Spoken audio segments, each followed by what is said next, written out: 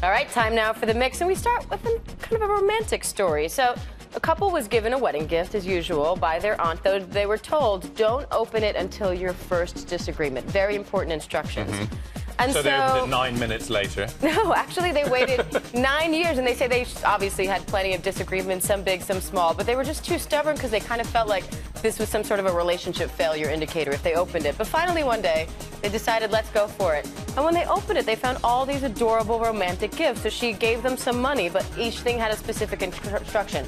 So this one is telling Kathy to go get a pizza or something that you both like to have for dinner. And then there's another one telling the husband to run a bath for her. He gets money to go get her flowers.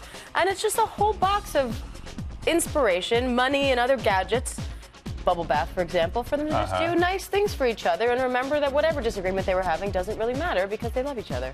How could they wait 9 years to open that? That's sweet. Wouldn't curiosity kill you before then? Well, it's a good thing she didn't give them cheese. That would have been weird. Sound a little bit smelly. No milk. No milk from the aunt, luckily.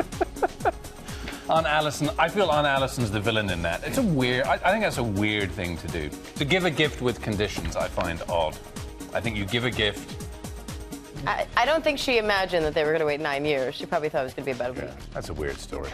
Next, moving on. A Rice football player whose name is Calvin Anderson. Do you remember the Rubik's Cube, that annoying thing that we all did 20 years ago? Or attempted to do. I'm never sure I actually made it. Yeah. This guy can do it behind his back. Without looking at it. Yeah, so he obviously looks at it, he memorizes where all the colors are, and then he does it behind his back without looking. Wow. So he has a photographic memory. And he's not peeling the stickers off and putting them back on like I used to do. Yeah, that's good, but 45 seconds. Yeah, it's impressive. It's impressive. That is impressive. Can he peel an orange with his toes? Oh, God, can you? I can. I don't know if part of me wants to say, prove it, and another part of me hopes to never, ever see that. A Satsuma is easier because the skin is slightly looser and you can get your toenails underneath it. But How did you figure this out? I grew up in Malaysia. I didn't really wear shoes much, and so I used my feet like hands. Okay, I'm going to move on. Story number 3. The dictionary.